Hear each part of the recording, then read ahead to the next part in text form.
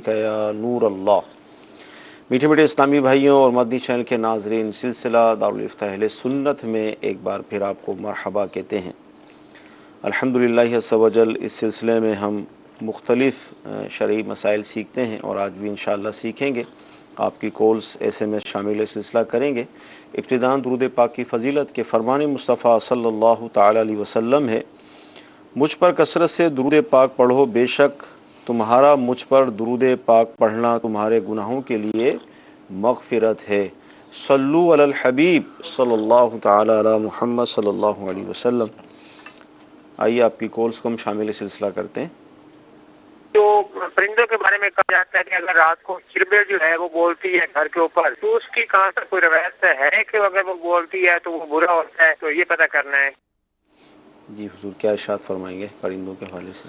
अल्हम्दुलिल्लाहि रब्बिल आलमीन वस्सलातु वस्सलामु अला सय्यिदिल अंबियाइ वल मुरसलीन अम्मा बाद फ़अऊज़ु बिल्लाहि मिनश शैतानिर रजीम बिस्मिल्लाहिर रहमानिर रहीम। परिंदे बोलते हैं तो उनको बोलने दिया जाए, उनके बोलने में कोई मसला नहीं है। यानी चिड़िया सर पे बोले या कोई और परिंदा सर पे बोलता है तो इससे बदशुगूनी लेने की इजाज़त नहीं है। सही। अहले अरब जो ज़माने जहलियत के अंदर बदशुगूनी लिया करते थे, उनमें से एक चीज़ ये भी थी कि वो मुख्तलिफ़ जानवरों की आवाज़ों से भी बदशुगूनी लिया करते थे। तो नबी करीम सल्लल्लाहु ताला अलैहि वसल्लम की सीरत तय्यबा के अंदर वाज़े तौर पर ये अल्फाज अहादीस तय्यबा के अंदर मौजूद हैं कि आप सल्लल्लाहु ताला अलैहि वसल्लम बदशुगूनी नहीं लिया करते थे। ठीक। तो और ये इस्लाम में से है भी नहीं बदशुगूनी। तो किसी चीज़ के हवाले से बदशुगूनी लेना कि ये चीज़ है तो इस वजह से ये मामला पेश आ जाएगा, ये बुराई मेरे साथ हो जाएगी, ये ख़राबी मेरे साथ हो जाएगी, तो ऐसा करना ये इस्लामी तालीमात में से नहीं है। इन तवाहुमात की इस्लाम तरदीद करता है। मशहूर ये है कि काली बिल्ली आगे से गुज़र गई तो अब सारा दिन जो है वो ख़राबी में गुजरेगा, तो ऐसा कुछ भी नहीं है कि बिल्ली के आगे से गुज़रने की वजह से किसी तरह के ख़राबी लाजिम आती हो। हुज़ूर सरवर दो आलम सल्लल्लाहु तआला अलैहि वसल्लम बदशुगूनी नहीं लिया करते थे, अच्छी फ़ाल आप अलैहिस्सलातु वस्सलाम लिया करते थे। यानी किसी चीज़ को देखा कि जिसके अंदर अच्छा शुगून है वो आप अलैहिस्सलातु वस्सलाम लेते थे, लेकिन बदशुगूनी नबी करीम सल्लल्लाहु अलैहि वसल्लम नहीं लिया करते थे। अच्छा, जैसे भी मुहर्रम का मुबारक महीना है, फिर सफ़र का महीना आएगा, तो सफ़र के महीने में इस हवाले से काफ़ी हम देखते हैं कि लोग मुख्तलिफ़ बातों के हवाले से बिल्लियाँ रोती हैं रात के औकात में, तो इसमें भी कि बस अब मौत आएगी किसी की। देखिए मसला ये है कि बिल्लियाँ रोती हैं, बाज़ लोग कहते हैं कि कुत्ते मखसूस वक्त में भौंकते हैं। हाँ।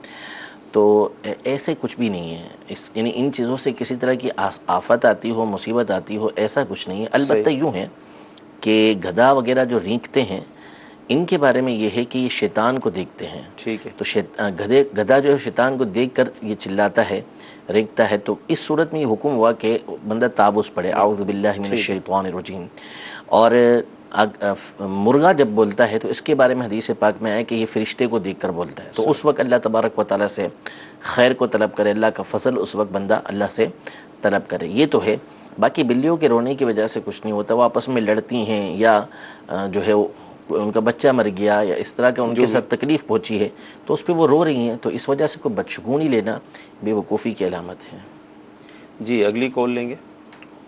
अस्सलाम वालेकुम रहमतुल्लाहि व बरकातुहू। वालेकुम अस्सलाम वरहमतुल्लाहि व बरकातुहू। मुफ्ती साहब के बारे में सवाल ये है कि ये कहना कैसा कि कंधों पर बच्चों को नहीं बिठाना चाहिए, फरिश्ते होते हैं नामा लिखने वाले और उनको तकलीफ होती है, राय करम इसका जवाब इनायत फरमाएं। जज़ाकल्लाहु खैरन। अस्सलाम वालेकुम व रहमतुल्लाहि व बरकातुहू। अच्छा, जैसे ये बात है ना कंधों वाली के फरिश्तेदार जो अमाल लिखते हैं हमारे, इसी तरह जो दीनी तलबा होते हैं जब वो निकलते हैं तो एक हदीस है कि फ़रिश्ते अपने पैरों को बिछा देते हैं फ़रिश्ते, तो उस पर लोग मजाक करते हैं बाज़ के उनके पैर पर ना कुचल जाएं और ये इस तरह, क्या फरमाएंगे? देखिए पहली चीज़ जो सवाल हुआ हमसे कि कंधे पर बच्चे को नहीं बिठाना चाहिए कि फ़रिश्ते होते हैं इस पर। देखें फ़रिश्ते आप कंधों पे बैठे हों ऐसा तो नहीं है कि यहीं बैठ के वो लिख रहे हों। वो किस सूरत में है, किस हैयत के अंदर हैं। फ़रिश्ते तो हमारे जिस्म के कई हिस्सों पर मुकर्रर हैं। 17 फ़रिश्ते होते हैं, बाज़ रिवायतों में 19 फ़रिश्ते होते हैं, बाज़ में 5 फ़रिश्ते, मुख्तलिफ़ रिवायतें आई हैं। तो पेशानी पर होता है, मुँह पर होता है, हमारे जिस्म के ऊपर अल्लाह तबारक व तआला ने हमारी हिफाजत के लिए फ़रिश्ते मुकर्रर कर रखे हैं जो हमारी हिफाजत करते हैं। تو جسم کا کون سا حصہ ہے کہ جو آپ بچائیں گے؟ تو اب ان کے جو رہنے کے انداز ہیں وہ کس طریقے سے ہمارے اوپر مقرر ہیں، یہ اللہ تبارک و تعالیٰ جانتا ہے، یہ عالم غیب ہے. صحیح. ٹھیک ہے، غیب کے معاملات ہیں کہ وہ کس انداز میں ہمارے اوپر مقرر ہیں. جہاں تک رہا کندھے کے حوالے سے معاملہ، تو بالکل یہ بچکانہ بات ہے کہ فرشتے ہوتے ہیں تو کیا ان کو تکلیف پہنچے گی؟ ایسا کچھ نہیں ہے.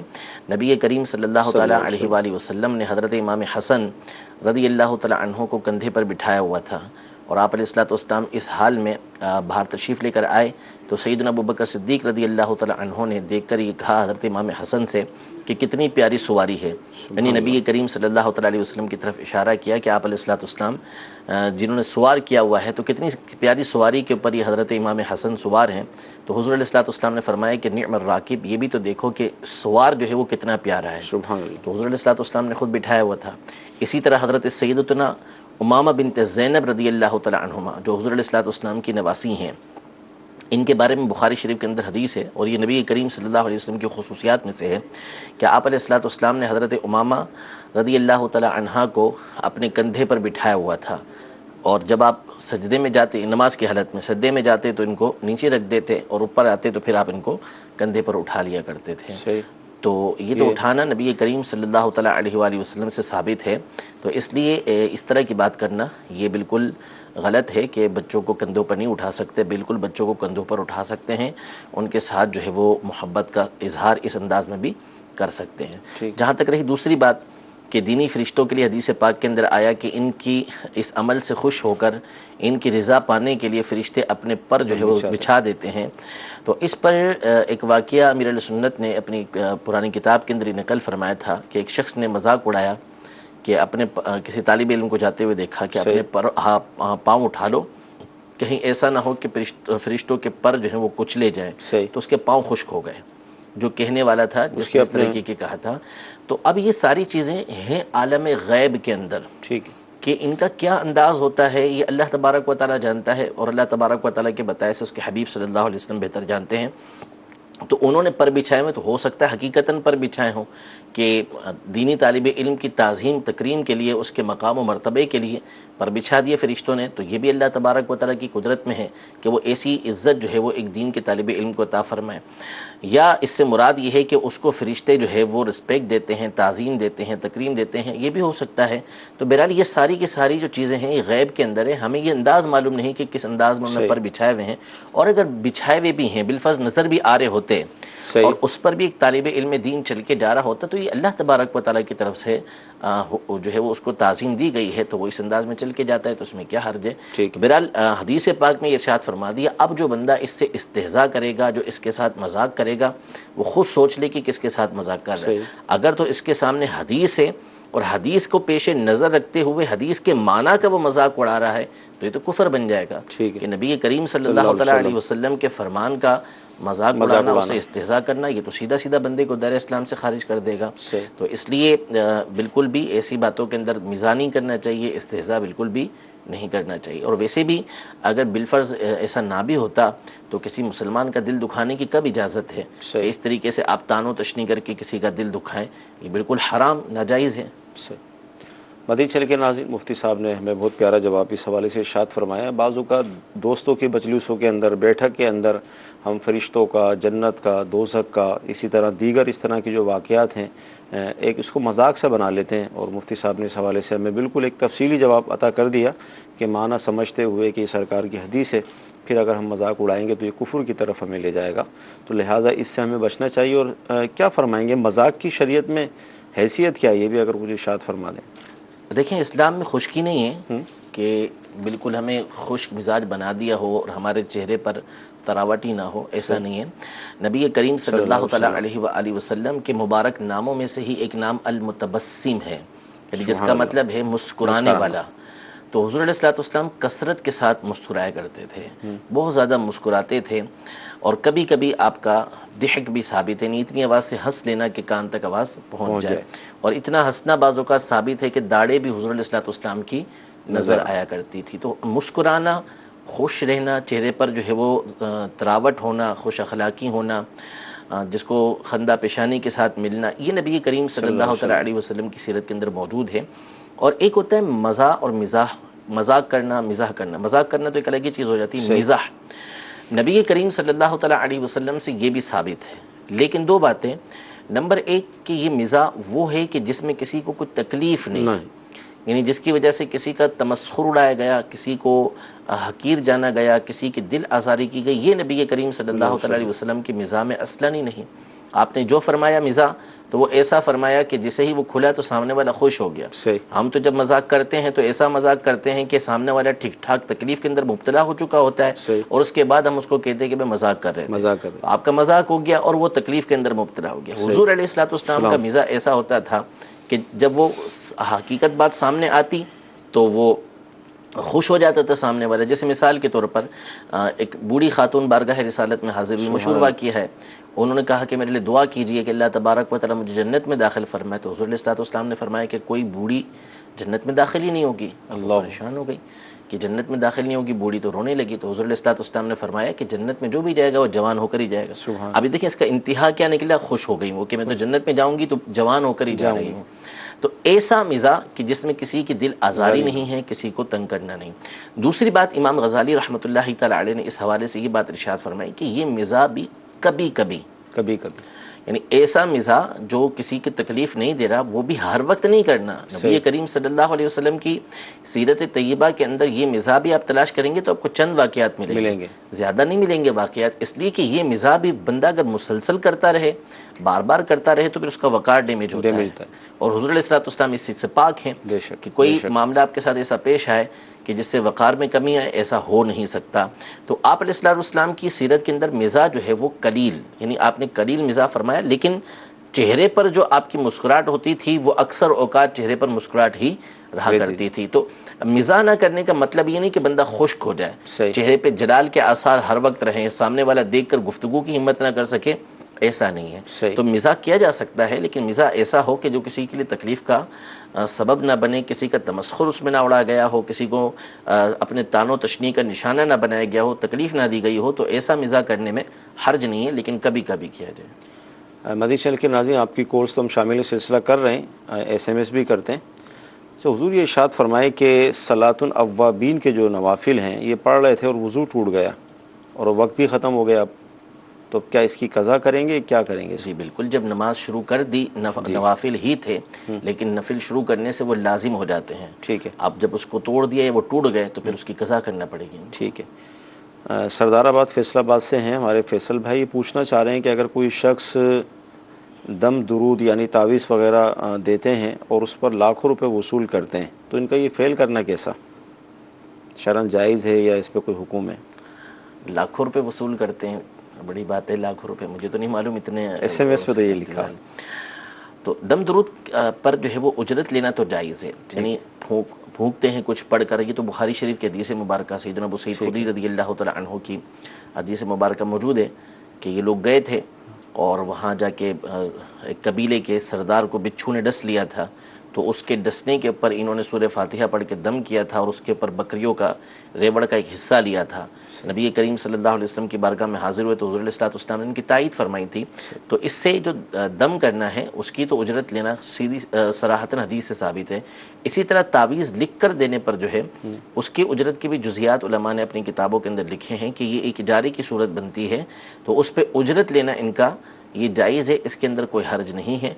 تو شرعاً تو یہ لے سکتے ہیں، لیکن جو سلسلہ عالیہ قادریہ ہے اس کے اندر جو ہے وہ اجرت لینا اس کے اوپر ناپسندیدہ ہے، ٹھیک ہے، کہ نہ لی جائے، لیکن بہرحال اگر کوئی لیتا ہے تو شرعاً اس کے اوپر کوئی حرف نہیں ہے، جبکہ وہ واقعی صحیح طریقے سے دم کرتا ہو، صحیح طریقے کا تعویذ دیتا ہو، کوئی ناجائز تعویذ نہ دیتا ہو، کوئی ناجائز دم نہ کرتا ہو، یہ تو کروانا ہی ناجائز ہو جائے گا۔ باقی اگر جیسے دم کرنے کا حکم ہے، جیسے کیا جاتا ہے یا تعویذ دیا جاتا ہے تو اس پر اجرت لینے میں کوئی حرج نہیں ہے۔ یہاں پر آپ کو مدنی مشورہ پیش کریں گے کہ الحمدللہ عز و جل دعوت اسلامی کے ملک بھر میں اور ویسے بھی ویب سائٹ پر نیٹ کے ذریعے بھی تعویذات عطاریہ کا ایک پورا نظام الحمدللہ موجود ہے، اور بلا مبالغہ لاکھوں تعویذات عطاریہ فری میں یعنی مفت الحمدللہ یہ پیش کیے جاتے ہیں۔ تو آپ جن علاقوں میں رہتے ہیں وہاں پر قریبی دعوت اسلامی کے جو مراکز ہیں، مدنی مرکز فیضان مدینہ، وہاں آپ تشریف لے جائیں، یا اپنی مساجد میں آپ دیکھیں انشاءاللہ عز و جل مختلف اوقات میں، کہیں عصر سے مغرب، کہیں مغرب سے عشاء، کہیں عشاء کے بعد اس طرح کے یہ بستے لگتے ہیں جہاں پر مفت میں یہ تعویذات دیے جاتے ہیں۔ تو الحمدللہ یہ پورا نظام موجود ہے، تو آپ اس سے استفادہ بھی حاصل کر سکتے ہیں۔ جی مزید کورس لیں گے ہم۔ السلام علیکم ورحمۃ اللہ وبرکاتہ۔ وعلیکم السلام ورحمۃ اللہ وبرکاتہ۔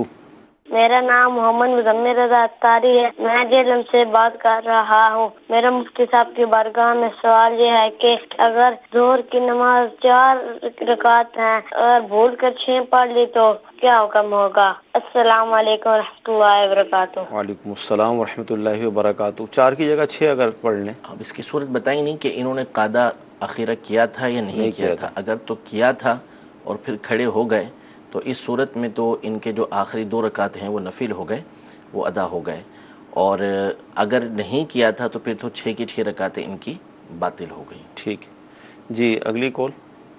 السلام علیکم ورحمۃ اللہ وبرکاتہ۔ وعلیکم السلام ورحمۃ اللہ وبرکاتہ۔ دارالفتا اہل سنت میں میرا یہ سوال ہے کہ میرا نام اصغر علی ہے، کچھ اسلام بھائی کہتے ہیں یہ نام درست نہیں ہے، تو کیا اصغر علی درست نہیں ہے؟ علی اصغر، اصغر محمد اصغر، کون سا نام درست رہے گا؟ مفتی صاحب سے میرا یہ عرض ہے۔ جی کیا فرمائیں گے اصغر نام کے حوالے سے؟ محمد اصغر، اس کو تو علماء نے منع فرمایا کہ یہ نہیں رکھا جائے گا، کہ محمد اصغر نہیں ہو سکتے، محمد اکبر ہی ہیں۔ ٹھیک ہے۔ باقی رہا اصغر علی، تو اس میں تو بظاہر کوئی حرج نظر نہیں آتا۔ اسی طرح علی اصغر کہنے میں بھی کوئی مسئلہ نہیں، ہمارے تو مفتی صاحب علی اصغر صاحب ہیں، ٹھیک ہے، تو وہ تو علی اصغر میں تو کوئی مسئلہ نہیں۔ اسی طرح اصغر علی کوئی نام ہے تو اس میں بھی کوئی حرج نہیں ہے، البتہ محمد اصغر رکھنے سے علماء نے منع فرمایا۔ ٹھیک جی، اگلی کال۔ دارالفتہ اہل سنت میں میرا یہ سوال ہے کہ ہم کرائے سے مکان لے رہے ہیں جس کا کرایہ 6,000 روپے ہے، اور اگر ہم اس کو قرض کے طور پر 2 یا 2.5 لاکھ روپے قرض دیتے ہیں تو اس کا کرایہ 1 یا 2,000 روپے ہو جاتا ہے، تو اس صورت میں وہ مکان ہم لے سکتے ہیں کرائے سے؟ ایڈوانس زیادہ کر دیں تو کرایہ یہ کم ہو جاتا ہے۔ انہوں نے خود سے کہہ دیا کہ اس کو قرض مزید دے دیں۔ اصل میں یہ مزید قرض نہیں ہوتا، یہ ایڈوانس ہی زیادہ کرنا ہوتا ہے، لیکن اگر اس کو قرض بھی کہیں گے، ویسے بھی قرض ہی ہوتا ہے ایڈوانس جو دیا گیا ہوتا ہے، تو اس پر فتویٰ یہی ہے کہ زیادہ ایڈوانس دے کے کم کرایہ لینا یہ ناجائز ہے، یہ سود کی قسم بنتی ہے، تو اس لیے اس کی اجازت نہیں ہے کہ زیادہ ایڈوانس لیا جائے اور کم کرایہ یہ دیا جائے، زیادہ ایڈوانس رکھوا کے کم کرایہ دیا جائے، اس کی شرعاً اجازت نہیں ہے۔ ٹھیک جی، اگلی کال۔ میرا سوال یہ ہے کہ میں نے گائے کا بچڑا رکھا ہوا ہے شروع سے، جب گائے میرے پاس تھی تو پیدا ہوا، رکھا اس نیت سے کہ اپنے بچوں کا حقیقہ دوں گا، تو اب وہ 1.25 سال کا ہو چکا ہے، لیکن اسے ایک بیماری لگی ہے جسے منہ کھر کہتے ہیں، اور اس کے پاؤں خراب ہو گئے ہیں، ان کے کھر اتر رہے ہیں۔ کیا کھر ٹھیک ہونے کے بعد وہ عقیقہ دیا جا سکتا ہے یا نہیں لگ سکتا؟ بیماری ہے لیکن اگر صحیح ہو جاتے ہیں۔ ہاں، عقیقے میں جو شرط ہے وہ قربانی کے جانور کی شرط ہے، یعنی جس طرح قربانی کا جانور بے عیب ہونا چاہیے، جی جی، اسی طرح عقیقے کا جانور بھی بے عیب ہونا چاہیے، اس کی عمر بھی پوری ہونی چاہیے۔ تو گائے جو ہے وہ 1.25 سال کا نہیں، اس کا بچڑا نہیں چلے گا، 2 سال پورا ہونا یہ ضروری ہے۔ تو اگر یہ کھر ان کے ٹھیک ہو جاتے ہیں بچے، اس کے بچڑے کے، یعنی بیماری دور ہو جاتی ہے، اور یہ بھی دیکھا جائے گا کہ فی الوقت بیماری ہے کیسی، کیا وہ اس کے گوشت پہ کوئی اثر پڑ رہا ہے یا اس چلنے سے معذور ہو چکا ہے، کیا صورتحال ہے۔ بہرحال اگر اس کا عیب دور ہو گیا اور وہ 2 سال کا ہو جائے تو پھر اس صورت میں عقیقے میں تو وہ استعمال ہو سکتا ہے۔ ٹھیک ہے جی، اگلی کال۔ السلام علیکم ورحمۃ اللہ وبرکاتہ۔ وعلیکم السلام ورحمۃ اللہ وبرکاتہ۔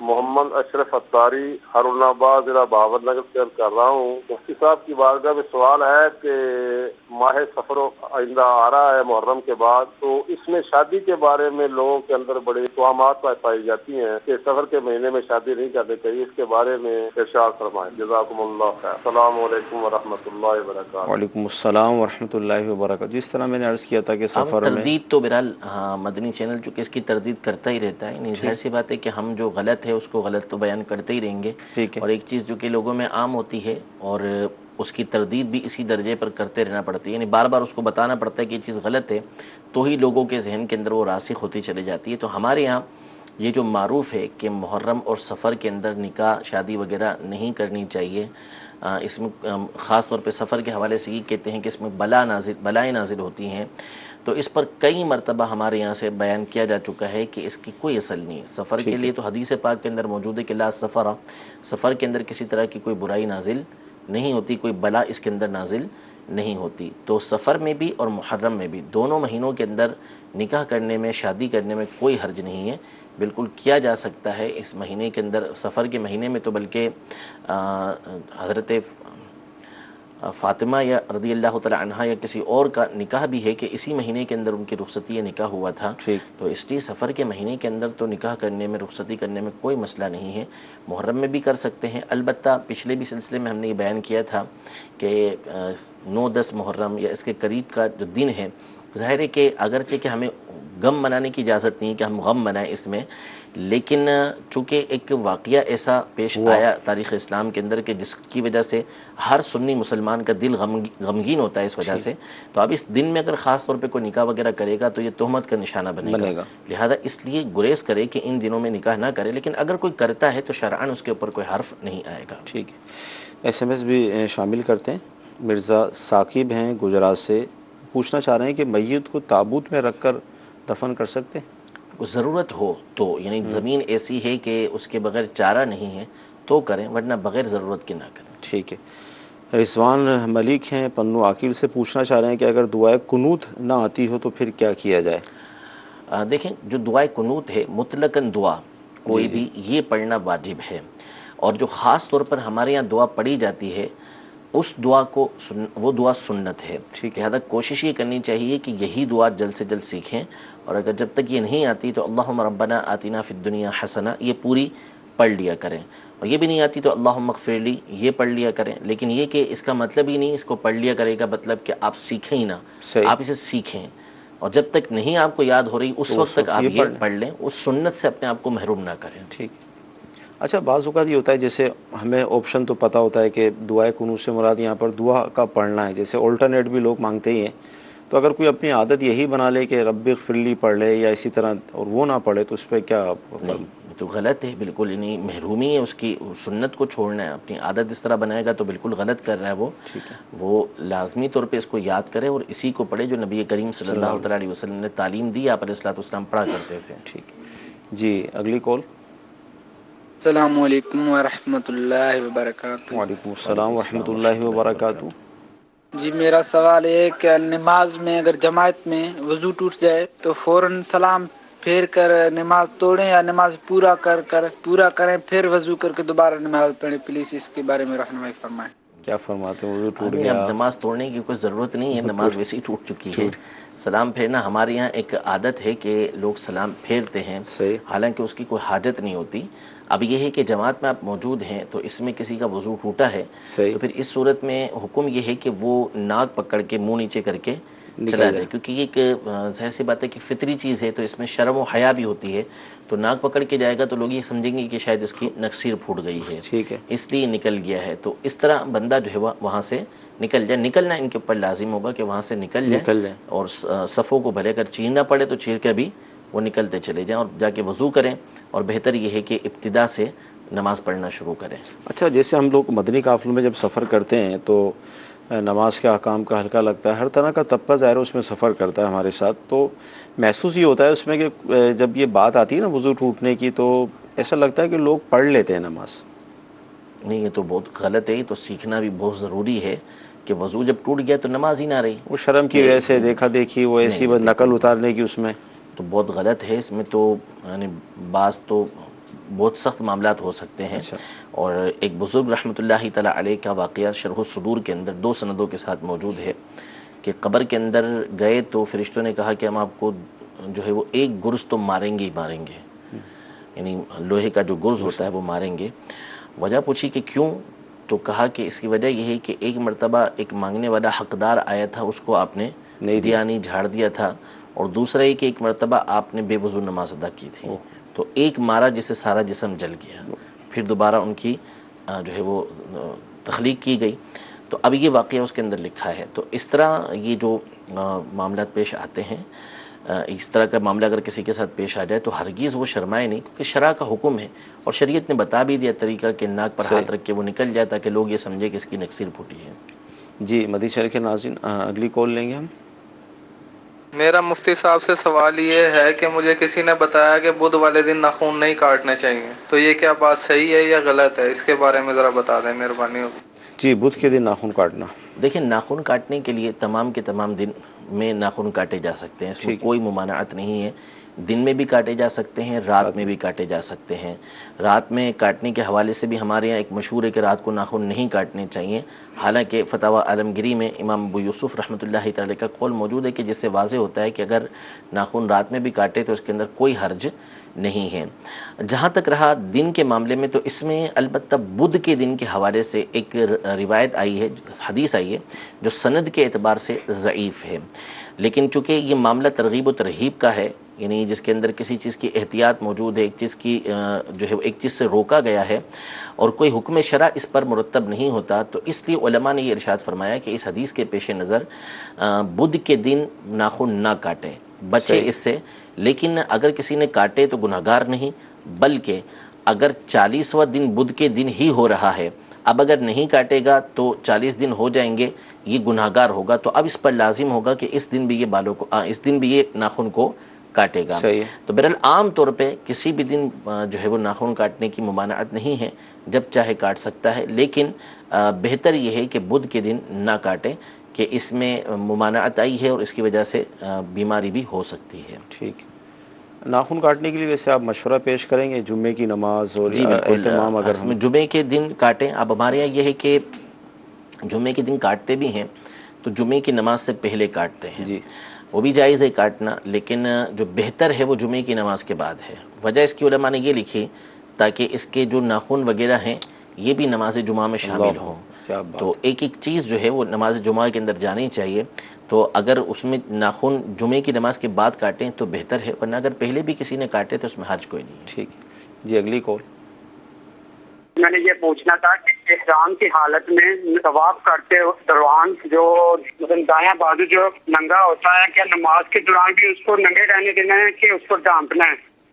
احرام کی حالت میں؟ جی بالکل، احرام کی حالت میں یہ اشتباہ کہلاتا ہے کہ بندہ جب طواف کرتا ہے، وہ طواف کے جس کے بعد سعی ہوتی ہے، جیسے عمرے کا طواف کر رہا ہے یا حج کا وہ طواف کر رہا ہے کہ جس کے بعد اس نے سعی کرنی ہے، تو پھر اس صورت میں اجتباع کیا جاتا ہے، یعنی الٹا کندھا جو ہوتا ہے وہ خالی رکھا جاتا ہے، کھلا رکھا جاتا ہے، اس کے اوپر کپڑا وغیرہ کچھ نہیں ہوتا، تو اس کو اجتباع کہا جاتا ہے۔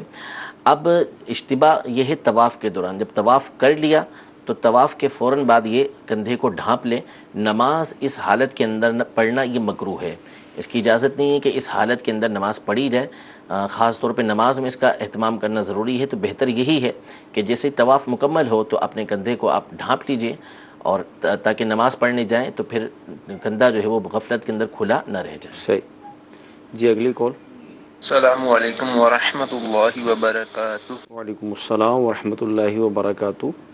محمد حرم قطاری، عمان مسقط، دارالفتاح اہل سنت سے یہ سوال ہے، چند دن پہلے سلسلوں میں نے سنا ہوا تھا، مفتی صاحب فرما رہے تھے 40 حدیث جو یاد رکھتا ہے اس کی فضیلت بتا رہے تھے، یا 40 حدیث جو لکھتا ہے اس کی فضیلت آپ نے بتائی ہے، تو کیا سوشل میڈیا کے ذریعے آگے میسج کریں یا کوئی 40 حدیث جو دعوت اسلامی کے ذریعے آتی ہے، تو کیا اس کی بھی فضیلت وہی ہوگی یا اس کی فضیلت رہنمائی فرمانا؟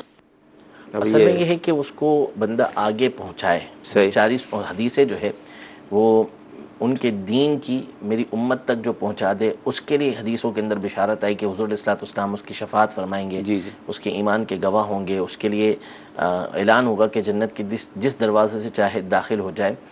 تو اس میں علماء نے یہ ارشاد فرمایا کہ یاد بالکل خود بھی یاد ہو جائے یہ ضروری نہیں ہے، اس نے وہ حدیثیں لیں اور جو واقعی سمجھا اس کو اور آگے پہنچا دیا اس نے، یا سمجھے سے مراد یہ کہ پڑھ لیا اس نے اور آگے پہنچا دیا، تو اس میں کوئی حرج نہیں ہے، پہنچایا جا سکتا ہے۔ تو اگر سوشل میڈیا کے ذریعے بھی پہنچاتے ہیں تو یہ پہنچانا تو ہے، لیکن یہاں پر یہ رہے گا کہ یہ آگے پہنچی ہے یا نہیں پہنچی، اس بات میں شبہ رہے گا، تو بہتر یہی ہے کہ زبانی یا تحریری پہنچانا ہے تو عوام تک پہنچائیے۔ اچھا، جیسے ہم لوگ درس و بیان کا سلسلہ کرتے ہیں اور اس میں احادیث بھی آتی ہیں، تو اس حساب سے تو سینکڑوں احادیث آ گئی ہوں گی، نیت کے اوپر ڈیپینڈ کرتا ہے، اور باقاعدہ الگ سے اب علماء نے جس طرح سے اہتمام کیا ہے وہ تو یہی کیا ہے کہ 40 نے لکھا اس حوالے سے کہ اس میں 40 حدیثیں لے کے اہتمام کیا ہے، کہ اہتمام کے ساتھ 40 حدیثیں الگ سے لکھی ہیں اور وہ پھر آگے پہنچائی ہیں۔ ٹھیک ہے جی، اگلی کال لیں گے۔ السلام علیکم ورحمۃ اللہ وبرکاتہ۔ وعلیکم السلام ورحمۃ اللہ وبرکاتہ۔ مفتی صاحب سے عرض ہے کہ کیا فیکٹری میں جہاں پہ مزدور مسلمان کام کرتے ہوں وہاں پہ ایک پرے روم ہو، اس میں جمعے کی نماز ادا کر سکتے ہیں؟ جزاک اللہ خیرہ۔ آمین۔ جی جمعے کی نماز، دیکھیں جمعے کی نماز کے لیے مسجد شرط نہیں ہے، ٹھیک ہے، کہ جمعے کے لیے مسجد کی شرط ہو۔ جمعے کے لیے کچھ اور شرائط مقرر ہیں، شہر کا ہونا، حاکم اسلام یا خلیفہ یا اس کی طرف سے جو نائب ہو وہ، یا عالم علماء بلد کی طرف سے اجازت ہو، تو یہ مختلف شرائط، اور اس میں سے ایک شرط ہے اذن عام کی، یعنی جو وہاں پر آنا چاہے وہ آ سکے۔ تو اگر فیکٹری کے اندر وہ روم ایسا ہے کہ جو آنا چاہتا ہے آ سکتا ہے، چاہے فیکٹری والا ہو چاہے فیکٹری سے باہر والا ہو، کہ جو اندر آ کے آنا چاہے نماز ادا کر لے، کسی کو روکا نہیں جاتا، تو اس پریئر روم کے اندر بھی نماز پڑھی جا سکتی ہے۔ اور اگر اس میں کوئی دوسرا نہیں آ سکتا، صرف وہیں کے لوگ آ سکتے ہیں، باہر سے اگر کوئی نماز پڑھنے کے لیے آنا چاہے تو اس کو پڑھنے کے لیے نہیں آنے دیا جائے گا، تو پھر اس صورت میں جمعہ جو ہے وہاں پہ منعقد نہیں ہوگا۔ عموماً فیکٹریوں کے اندر اس طرح اذن عام کی صورت نہیں ہوتی ہے۔ اب وہ فیکٹری کی نوعیت دیکھی جائے گی، بعض فیکٹریاں یعنی ایسی ہوتی ہیں کہ پورے علاقے ہی ہیں وہ، اور اس میں کیا صورت ہوتی ہے۔ بہرحال اصول ہم نے بتا دیا کہ اذن عام ہے یا نہیں ہے، اگر اذن عام ہے تو پھر اجازت ہے، ورنہ نہیں۔ اچھا، ایس ایم ایس یہ ہے کہ اگر بندہ کوئی منت مانگتا ہے اور پوری نہیں ہوئی تو اب کیا کرے گا، اس حوالے سے ارشاد فرمائیں۔ کیا منت مانی، کس طریقے سے مانی، اس کی وضاحت دینا پڑے گی کہ شرعی منت تھی، عرفی منت تھی، الفاظ کیا بولے ہیں۔ ٹھیک ہے جی، مزید کالس لیں گے۔ مفتی صاحب کی بارگاہ میرا یہ سوال عرض ہے کہ مچھلیاں پکڑنے جاتے ہیں، جو جدھر بھی مچھلی پکڑنے جاتے ہیں وہاں ٹھیکہ طے ہوا ہوتا ہے، تو ٹھیکے دار جو ہے نا وہ پرچی دیتے ہیں، تو پھر اس کے بعد مچھلی پکڑی جاتی ہے، یعنی کہ 100 روپے کی پرچی ملتی ہے، پھر اجازت بھی مل جاتی ہے پکڑنے کی۔ کبھی ایسا ہوتا ہے وہ پرچی یعنی کہ لینے نہیں آتے، یا ایسا کوئی معاملہ ہو جاتا ہے تو مچھلی پکڑنے والے پکڑ کے لے آتے ہیں، کیا وہ کس زمرے میں آئے گی پرچی کے بغیر اگر مچھلی پکڑ کے لے آئے تو؟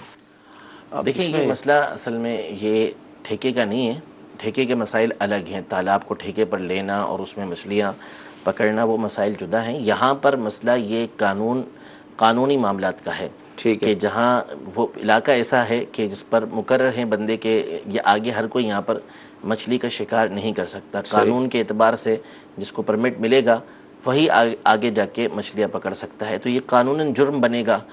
باقی کہ مچھلیوں کا شکار کرنا اس کے مسائل الگ ہیں کہ وہ کب اور کہاں اجازت ہوتی ہے۔ اکثر عمومی طور پر ہمارے یہاں شکار کیا نہیں جاتا بلکہ شکار کھیلا جاتا ہے، اور شکار کھیلنا یہ ناجائز و حرام ہے۔ شکار ضرورت کے لیے اجازت دی گئی ہے کہ کسی بھی جاندار کو جو مارا جاتا ہے، یعنی کسی بھی جانور کو مار رہے ہیں تو اس میں یا تو اس سے کوئی فائدہ حاصل کرنا ہوتا ہے یا اپنے آپ سے کوئی تکلیف دور کرنا ہوتی ہے۔ تو شکار سے مقصد کاروبار ہے یا اپنی غذا کا بندوبست کرنا ہے تو اس کی شریعت مطہرہ اجازت دیتی ہے۔ صرف کھیلنا، کھیل کود کے لیے، اپنی خواہش پوری کرنے کے لیے اس کی شرعاً اجازت نہیں، یہ تو حرام ہے۔ باقی یہاں پہ جو صورتحال ہے وہ دوسری یہ بڑھ کر ہے کہ وہاں پر قانونی اعتبار سے بھی پابندی ہے، تو قانونی اعتبار سے پابندی ہے تو پھر اس صورت میں تو اس کی اجازت نہیں ہوگی جب تک کہ آپ باقاعدہ ایک تو وہی کہ جس مقصد کے لیے شکار کر رہے ہیں وہ پورا ہونا ضروری، اور یہ شرط بھی پورا ہونا یعنی اجازت ہونا یہ بھی ضروری ہے۔ ٹھیک ہے جی، اگلی کال۔ میرا سوال یہ ہے کہ قرآن شریف کو کتنی آواز میں پڑھیں گے؟ صرف ہونٹوں کے اندر پڑھیں گے یا اپنی کانوں تک آواز پہنچے اتنی پڑھیں گے؟ اب یہ اس میں واضح نہیں ہے کہ نماز کا ہے یا نماز سے باہر ہے۔ ٹھیک ہے، اصل میں جو قرآن پاک پڑھنا ہے، جہاں پہ بھی پڑھنے کی بات آئے گی نا تو وہ پڑھنا اسی وقت شمار ہوتا ہے جبکہ اس کو سن لیا جائے۔ تو اگر قرآن نماز کے باہر بھی پڑھ رہے ہیں تو پڑھنے میں کم از کم اتنی آواز ہونا ضروری ہے کہ آپ کے کان تک آواز پہنچے۔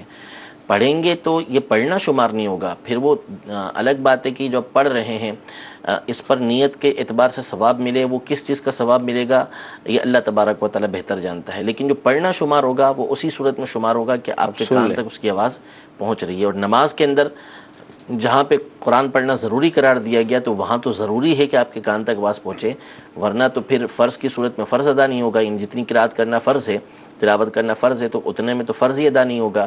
جہاں واجب ہے واجب ادا نہیں ہوگا کہ کم از کم اتنی آواز ہونا ضروری ہے کہ کوئی شور نہیں ہو رہا، شور و غل نہیں ہے، بآسانی کان تک آواز پہنچ سکتی ہے، تو اتنی آواز ہو کہ کان تک آواز بندے کی پہنچ جائے۔ ٹھیک جی، اگلی کال۔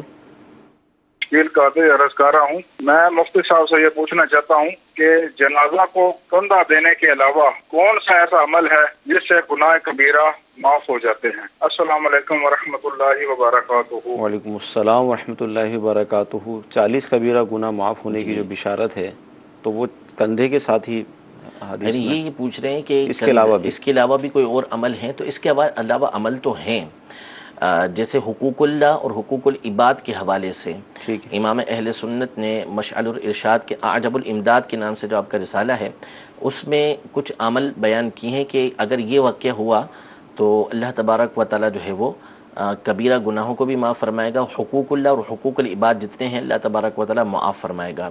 جیسے مثال کے طور پہ حاجی ہے، حج کرنے والا ہے، تو جب وہ میدان عرفات میں جاتا ہے تو اس کے تمام صغیرہ کبیرہ گناہوں کو معاف کر دیا جاتا ہے۔ سبحان اللہ۔ لیکن وہی اس بات پر کئی دفعہ بیان کیا جا چکا ہے کہ یہاں پہ گناہ معاف ہوتا ہے، وہ حقوق معاف نہیں ہوں گے، یعنی وہ حقوق ایسے ہیں کہ جن کی ادائیگی ہو سکتی ہے، تو ادائیگی کرنا یہ ضروری ہوگا کہ نماز چھٹی بھی ہے تو نماز ادا کرنی ہوگی، زکوٰۃ چھٹی تو زکوٰۃ دینا ہوگی، روزے چھوٹے میں تو روزے ادا کرنے ہوں گے۔ اسی طرح کے حقوق العباد کے معاملے ہیں تو وہ میدان مزدلفہ میں معاف کر دیے جاتے ہیں، تو مزدلفہ میں وہ بھی حقوق العباد معاف ہوں گے، یعنی ان کا گناہ معاف ہوگا، باقی وہ حقوق باقی رہیں گے، وہ ادا کرنا ہوگا۔ اسی طرح شہید بحر کے بارے میں حدیث پاک کے اندر موجود ہے کہ جو شہید بحر ہوتا ہے، یعنی سمندر میں جو جہاد کرتے ہوئے انتقال کر گیا، تو اس کے ذمے اگر کوئی حقوق اللہ اور حقوق العباد ہیں تو وہ تمام کے تمام حقوق اللہ تو اللہ تعالیٰ معاف فرما دیتا ہے، اور حقوق العباد بھی اللہ تبارک و تعالیٰ اپنے ذمے لے لیتا ہے کہ جس کے حقوق ہیں اللہ تبارک و تعالیٰ اس سے معاف کروا دے گا۔ لیکن بات وہی ہے کہ اس میں نیت خیر ہو، کہ جس کے حقوق العباد ہیں اس کے ادا کرنے کی اس کی نیت ہو۔ اسی طرح شہید صبر کے حوالے سے ہے، یوں ہی وہ مدیون، وہ مقروض کہ جس نے قرض اسی نیت سے لیا ہو کہ میں نے واپس کرنا ہے، اور اپنے طور پہ وہ مکمل کوشش کر رہا ہے کہ میں کسی طریقے سے قرض ادا کر دوں، اس کے اندر کوئی وہ کمی واقع نہیں کر رہا، تو ایسے کے بارے میں بھی فرمایا کہ اگر وہ انتقال کر جاتا ہے تو اللہ کی ذات سے امید ہے کہ اللہ تبارک و تعالیٰ اس کا جو حق العبد کا معاملہ ہے وہ اپنے ذمے لے کے قیامت کے دن اس بندے کی طرف سے اس سے معاف کروا دے گا۔ سبحان اللہ۔ اچھا، فجر کا ٹائم جو ہے وہ شروع ہو چکا لیکن اذان نہیں ہوئی، اور ہم یہ سمجھے کہ اذان ہو گئی ہے اور نماز ہم نے پڑھ لی، پھر بعد میں اذان ہوئی، تو اب نماز کا کیا حکم ہوگا؟ دیکھیں، فجر کا وقت شروع ہو چکا ہے تو وقت شروع ہونے کے بعد تو نماز پڑھی جا سکتی ہے۔ اگر تو یہ اسلامی بہن کا سوال ہے تو مسئلہ ہی نہیں ان کے لیے تو بہتر ہی یہ ہے کہ یہ صبح جو ہے فوراً نماز پڑھ لیا کریں، یعنی جیسے ہی منہ اندھیرے نماز پڑھ لیں، ان کے لیے بہتر یہ ہے۔ جبکہ اگر یہ اسلامی بھائی ہیں تو بھی نماز کا وقت شروع ہونے کے بعد نماز تو ہو گئی، لیکن اس طریقے سے بلا عذر اگر ان کے اوپر جماعت لازم ہوتی تھی اور بلا عذر انہوں نے جماعت چھوڑی ہے تو گناہگار ہوں گے، توبہ کرنا ہوگی کہ جماعت واجب تھی اور اس کو انہوں نے چھوڑ دیا، لیکن بہرحال نماز پڑھ لی، وقت شروع ہو چکا ہے تو نماز ان کی ادا ہو گئی۔ ٹھیک ہے۔ اچھا، جس طرح دعائے قنوت ہم رکعت کے اندر پڑھتے ہیں وتر میں، تو کیا سجدوں کے اندر دعائے معصورہ وغیرہ پڑھی جا سکتی ہیں؟ اس میں یہ ہے کہ جو فرض ہیں اس کے اندر تو نہیں پڑھی جا سکتی، جو نوافل ہیں نوافل کے سجدے میں پڑھنے کی اجازت ہے، لیکن وہاں پہ شرط ہیں کہ کس شرط کے ساتھ پڑھی جائے گی۔ نمبر ایک تو یہ کہ یہ جو دعا پڑھی جائے گی یہ عربی میں پڑھی جائے گی، یہ اردو میں نہیں مانگ سکتے دعا۔ ٹھیک ہے۔ نمبر دو یہ کہ یہ جو دعا ہوگی یہ معصور کوئی دعا مانگی جائے یا ایسی دعا مانگی جائے کہ جو صرف اور صرف اللہ تبارک و تعالیٰ ہی سے مانگ سکتے ہیں۔ بندوں کے آپس میں جو سوالات ہوتے ہیں، مطالبے ہوتے ہیں کہ مجھے آپ یہ دے دو، میرے ساتھ یہ معاملہ کر لو، یہ آپ اس میں نہیں مانگ سکتے۔ وہ دعا ایسی ہونی چاہیے جیسے یا اللہ میری مغفرت فرما، مجھے جنت عطا فرما، جہنم سے پناہ عطا فرما، حضور علیہ الصلوۃ والسلام کا دیدار نصیب فرما۔ یہ چیزیں جو ہے وہ دعا کے اندر سجدے کے اندر مانگ رہا ہے، عربی میں مانگ رہا ہے، نفل ہے تو ایسی دعا مانگی جا سکتی ہے، فرض میں نہیں مانگی جائے گی۔ مدنی چینل کے ناظرین، سلسلہ ہوا، بہت اہم گفتگو ہوئی، یقیناً ہمارے علم میں اضافہ ہوا۔ کل جمعرات ہے، عصر کی نماز کے بعد پھر حاضر ہوں گے۔ اللہ تعالیٰ کی بارگاہ میں دعا کرتے ہیں کہ اللہ تعالیٰ آج کا ہمارا یہ سلسلہ اپنی بارگاہ میں قبول فرمائے، جو ہم نے سنا ہے، جو سیکھا ہے، اس پر عمل کرنے کی توفیق عطا فرمائے۔ آمین۔ صلو علی الحبیب صلی اللہ تعالی علی محمد۔